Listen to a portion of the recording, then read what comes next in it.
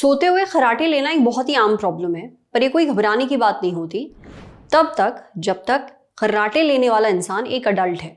बच्चों का खर्राटे लेना खतरे की घंटी होती है। बच्चे नाक से सांस लेते हैं, खर्राटे आने का मतलब है वो मुंह से सांस ले रहे हैं। अभी खतरनाक क्यों है जानते हैं डॉक्टर्स से।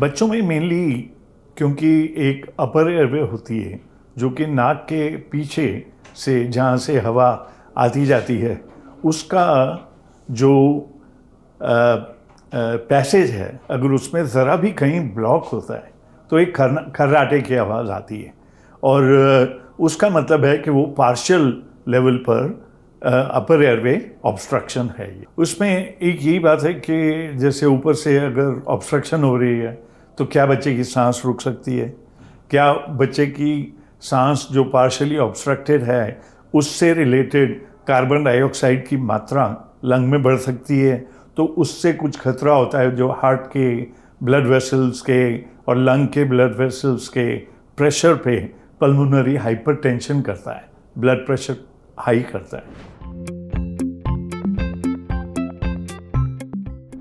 सबसे कॉमन जो बच्चों में खर्राटे लेने का जो रीज़न है वो है एक ग्लैंड होता है, उसका नाम है एडिनॉइड। तो एडिनॉइड्स जो होते हैं जो कि पैलेट के पीछे एक लिम्फ ग्लैंड जैसी चीज़ होती है जो कि ब्लॉक करती है, और एडिनॉइड्स जो हैं जैसे जैसे बच्चा बड़ा होता जाता है वैसे वैसे वो श्रिंक करते जाते हैं। लेकिन अगर वो छोटे नहीं होते हैं तो और एयरवे ऑब्स्ट्रक्शन रहती है, यानी कि बच्चे का मुंह खुला रहता है हर वक्त, रात को सोते हैं तो खर्राटों की आवाज़ आती है, डिस्टर्ब्ड स्लीप रहती है, और वो डिस्टर्ब स्लीप रहने की वजह से क्योंकि वो स्कूल में फिर हाइपर हो जाता है बच्चा या हर वक्त सो रहा होता है, अटेंशन डेफिसिट हो जाता है, तो इस वजह से ये जो एडिनॉइड्स है कभी कभी ईएनटी डॉक्टर्स को निकालना पड़ता है जिससे कि एयरवे जो है वो स्मूथ हो जाए और उसमें ऑब्स्ट्रक्शन और फ्लटर और खर्राटे टाइप की आवाज़ ना आए।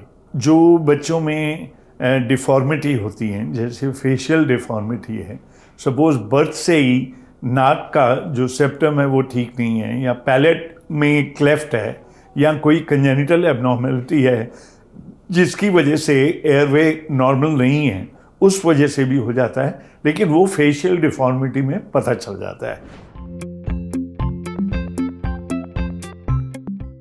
80% बच्चों में क्योंकि एडनॉइड्स और टॉन्सिल्स की वजह से होती है तो उसका इलाज तो सिंपल है, ईएनटी वाले डॉक्टर उसको निकाल देते हैं और निकाल के वो बच्चा ठीक हो जाता है। लेकिन बाकी जो 20% जिनमें फेशियल एबनॉर्मेलिटी होती है उसका इलाज थोड़ा लंबा होता है, यानी प्लास्टिक सर्जरी, पैलेट सर्जरी, इस तरह की फेशियल, ओरोफेशियल, ओरोमैक्सिलरी, इस तरह के सर्जन्स जो हैं स्पेशलाइज केयर देते हैं, और जिनका थोड़ा बहुत ऑब्स्ट्रक्शन रह जाता है उनको फिर एक नाक से एक सीपैप टाइप की चीज़ होती है जो कि रात को लगानी पड़ती है। लेकिन ज़्यादातर बच्चे एडनॉइड्स और टॉन्सिल्स को रिमूव करके वो ठीक हो जाते हैं। बच्चों का खर्राटे लेना ध्यान देने वाली बात क्यों है ये तो आपको समझ में आ ही गया होगा। इसलिए जब आपका बच्चा सो रहा हो तो जरूर नोट करिए कि वो खर्राटे ले रहा है या नहीं। अगर ले रहा है तो डॉक्टर से जरूर मिलिए। अब बढ़ते हैं सेहत के अगले सेगमेंट की तरफ। तन की बात, गर्मियां आ गई हैं, जल्द ही लू भी चलने लगेगी। जान लीजिए लू लगने से आपके शरीर में क्या होता है।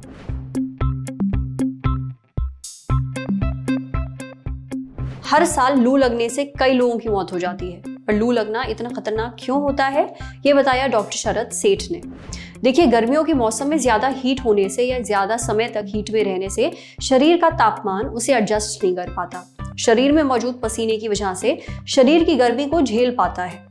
लेकिन अगर आप ज्यादा धूप में रहते हैं या फिर ज्यादा देर तक रहते हैं तो शरीर फिर वो गर्मी झेल नहीं पाता, शरीर को नुकसान पहुंचता है। जैसे शरीर एकदम थक जाता है, शरीर में ऐंठन होने लगती है और कभी कभी इंसान बेहोश भी हो जाता है। शरीर एकदम डिहाइड्रेट हो जाता है, पसीना निकलना बंद हो जाता है, और यही सारी प्रॉब्लम्स की जड़ है।